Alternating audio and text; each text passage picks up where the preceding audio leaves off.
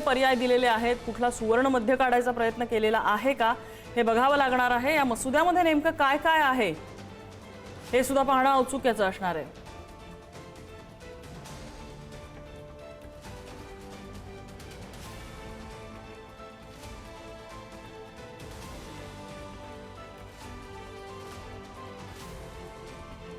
ज्या 58 लाख कुणबी नोंदी सापडल्या त्या आधारे हा जी.आर. काढा असं मनोज जरांगे यांनी म्हटलेलं आहे।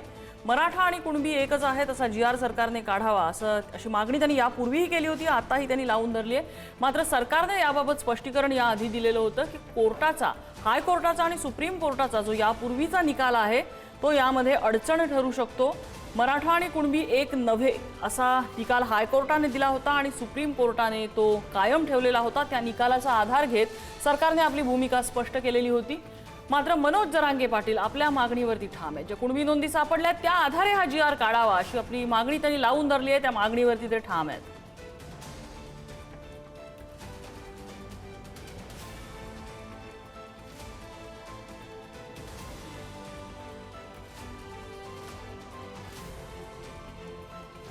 तर आता सरकारने काय काय पर्याय दिलेले आहेत, काय काय तरतुदी आहेत हे समोर येत आहे।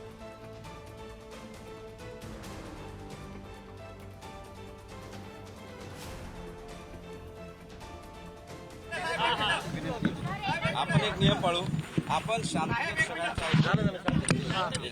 अंगावर येऊ नका।